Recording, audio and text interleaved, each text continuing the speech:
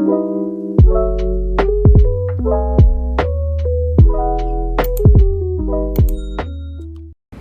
warahmatullahi wabarakatuh. Perkenalkan, nama saya Amelia dari S1 Kebidanan di Universitas Medika Suherman. Di sini saya akan menjelaskan tentang konseling mengenai ideal jarak antar kehamilan. Cekidot. Baik Ibu, selamat malam.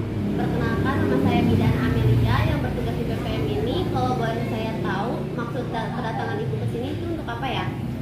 Jadi gini Bu, saya di sini mau konsultasi.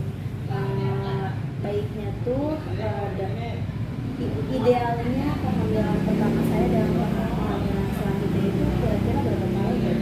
Baik, berarti kedatangan Ibu ke sini itu bertujuan untuk mengkonsultasikan tentang ideal antar kehamilan ya? Ya. Baik, sebelum memulai konsultasi ada beberapa hal yang ingin saya tanyakan ya. Ya. Nama lengkap Ibu siapa ya? Nita Fitri. Umurnya 25. Agama Islam. Sukunya Ibu? Sunda. Sunda. Pendidikan terakhir? SMP. Pekerjaan untuk saat ini apa Ibu? Rumah tangga aja. Alamatnya di mana Bu? Cikarang Pusat.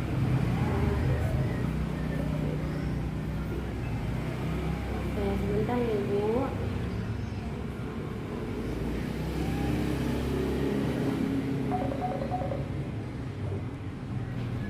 Baik. Ada riwayat penyakit yang diderita Ibu untuk saat ini? Tidak ada. Tidak ada. Riwayat penyakit yang lain yang pernah diderita? Tidak ada. Tidak ada. Ya, baik. Baik. Baik. Jadi di sini Ibu ingin mengkonsultasikan antar kehamilan ya Ibu?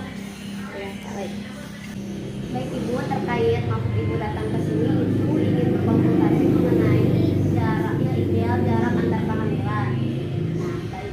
Di sini konsultasi yang akan kita jalani atau konseling yang akan kita jalani itu akan memakan waktu sekitar 10 menit. Apakah Ibu bersedia? Ya.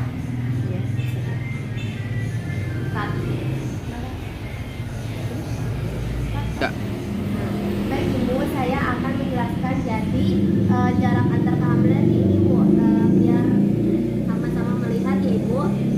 Baik, di sini tuh jadi jarak antar kehamilan yang baik itu sebaiknya 2-3 tahun.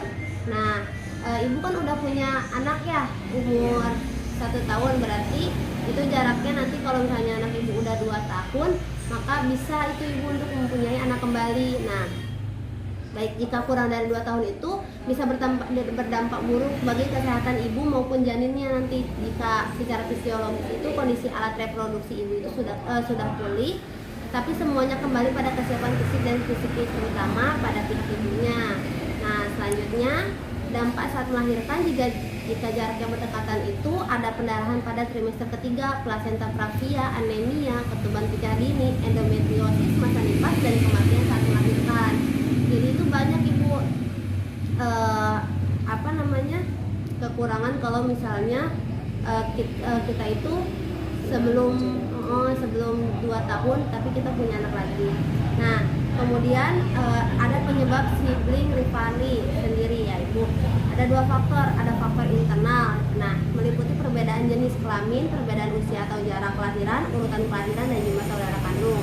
Dan yang kedua itu ada faktor eksternalnya. Nah, faktor eksternal di sini itu meliputi jenis pola asuh atau sikap orang tua. Nah, segi positifnya itu dapat mendorong anak untuk mengatasi perbedaan karena mereka akan lebih terampil untuk menghargai nilai dan pandangan orang lain. Selain itu, dengan sibling rivalry ada juga akan belajar untuk berkompromi atau bernegosiasi serta mengontrol sifat agresif. Segi positif akan terbentuk jika orang tua menangani sibling rivalry dengan baik. Sisi negatifnya. Nah, sisi negatifnya itu dirasakan secara berbeda oleh masing-masing anak, tergantung pada karakter dan pola asuh yang diberikan oleh ibu kepada anak. Lingkungan juga sangat berpengaruh Bu pada dampak yang terjadi pada anak. Sibling rivalry juga dapat berpengaruh pada hubungan anak tersebut dengan teman-temannya di sekolah. Jadi berpengaruh banget. Nah, bila terjadi ketidakadilan di rumah yang membuat anak menjadi stres, bisa membuat anak menjadi lebih temperamen, agresif, keperluannya di lingkungan luar ataupun di sekolahnya. Nah, jadi Signifikan value ini tuh kan tadi saya menjelaskan tentang signifikan value ya Bu. Jadi signifikan value itu dapat diartikan sebagai rasa kecemburuan, persaingan, dan pertengkaran yang terjadi antara saudara yang menimbulkan kompetisi untuk mendapatkan perhatian dari ibu dan bapaknya. Nah, baik, di sini sudah saya jelaskan. Apakah ada yang ingin ditanyakan, Ibu? Cukup sih Bu, berarti intinya ini harus dikasih jarak ya. Terus ada lagi Bu, satu lagi yang mau saya tanyakan. Gimana sih hubungan tumbuh kembang remaja sama jarak kehamilan itu gimana ya? Bentar ya, akan saya jelaskan kembali. Nah, jadi jarak kelahiran yang terlalu dekat itu akan menimbulkan konflik antar saudara karena atas kecemburuannya itu Ibu. Nah, hal ini itu timbul karena jarak yang dekat yang menyebabkan perkembangan antar saudara itu menjadi sama. Jadi gak jauh beda kan. Nah, jadi entah itu kakak atau adik yang menjadi sulit mengalah atau konflik yang sering lebih dialami karena sama-sama nggak apa ya, jadi nggak mau ngalah. Nah, nggak mau ngalah terus juga jadi keras-keras kepala nggak jauh beda ya. Iya. Nah, jadi beban tanggung jawab yang diberikan oleh orang tua itu terutama jika usianya terlalu kecil itu sangat ini Ibu sangat besar gitu karena anaknya itu nggak jauh beda terus juga jadi si sikapnya juga masih belum bisa terkontrol gitu kan Yang jadi si kakak ini ya. Nah, hal ini itu mempengaruhi pembentukan diri yang tadi dan saya bilang itu karakter, pola pikir dan kepribadian pada anak di mana tidak senang dengan kehadiran saudaranya yang menjadi beban untuk dirinya sendiri. Seperti itu Ibu. Apakah sudah paham Ibu? Cukup sih udah paham. Ya sudah sedikit tercerahkan ya Bu. Terima kasih. Terima kasih sih salah Kan Bu yang harus Oh, Iya. Iya sudah paham Bu, sudah sedikit tercerahkan apa yang sudah Ibu jelaskan tadi. Oke, terima kasih Bu atas penjelasannya. Saya pamit ya Bu ya. Iya, baik. Mungkin cukup sekian dari saya, kurang lebihnya mohon dimaafkan. Wabillahi taufiq wal hidayah. Wassalamualaikum warahmatullahi wabarakatuh.